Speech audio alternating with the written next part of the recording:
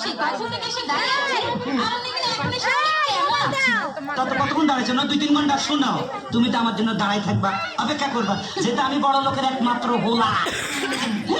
প্রতিদিন শুনতাম ছেলেরা নাকি মেয়েদের পেছনে ঘুরঘুর করে, ছেলেরা মেয়েদের জন্য অপেক্ষা করে, আর এখানে কিনা আমি অপেক্ষা করছি তোমার জন্য। আরে অপেক্ষা করলে কি হয়? শোনো, এই অপেক্ষা করতেছে, এমন কি দোষ আছে? অপেক্ষা করলে অপেক্ষা কি হয়? বড় বড় প্রেমিকদের ইতিহাস জানো? হ্যাঁ, প্রেমিক সেই আবার- বিশ্ব প্রেমিকদের। প্রেমিক, বিশ্বপ্রেমিক, ক্ষেত্রে আবার ইতিহাস আছে? হ্যাঁ হ্যাঁ আছে। বলো কি? সেই যে সম্রাট শাহজাহান তার মমতাজের জন্য তাজমহল আরে বানিয়েছিলেন। তোরে পেছন বাদ দাও, এই খবর আমি পড়ে লইছি, তুমি ইতিহাস বাদ দাও। এই সম্রাট শাহজাহান না একটা ঘর বানাইছে সুন্দর করে, এইটা ঘরে বুঝিনি তাজমহল নামে ঘুরেছে, করে দিচ্ছে এত বড় একবার সুন্দর করে কেন ঘর বানাইছে? হ্যাঁ, আর চণ্ডীদাস এটা কি? তার রজকিনীর জন্য হুম। 12 বছর বসে রয়েছে।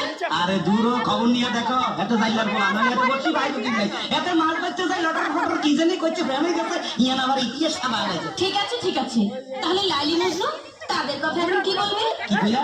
লাইলি আর মজনু? লাইলি বাবা খো আর মজনু হেতে দাও কি পাগল, বংশধর পাগল, নইলে তুই বেড়া মরুভূমির মধ্যে বালুর মধ্যে বলাস কা, তোমরা কি মাইয়ার অভাব আসেনি? শুনো, এখন মানে মনে করো এই জমানার মধ্যে মাইয়ার খুব অভাব আছে, এখন কোনো মাইয়ার অভাব নাই, আশেপাশে খালি মাইয়া সেরি চারিদিকে দেখা যায়, এখন ইচ্ছা করে একটা লোক 4-5টা বিয়ে করা যায়, বুঝলা? হ্যাঁ। তার মানে তুমি এই 2-4টা বিয়ে করবে? হ্যাঁ। এসো তো এসো তো, দেখি তোমার মাথার মধ্যে কটা বিয়ে আছে। মাথা বিয়ে থাক কয় কিসে দাও? হ্যাঁ আসো, দেখো দেখো দেখো কটা। তোমার মাথায় দেখি 2টো বিয়ে। আরে দূর, এই ব্যাপারে কোনো চিন্তা করে না, মনে করো পুরা মাথা নাড়া করি এলাম, চুল হালাই দিলে আর বিয়া দেখা যাইল না। শুনো, একটা কথা কই লাভ নাই, এখন একটু লাভ স্টোরির কথা বলি, তুমি একটু কাছে আসো, আসো। I love you. I love you too. কি টু মানে ডবল করে মনে হচ্ছে মূর্খ, আমি বুঝাই দিতে পারি।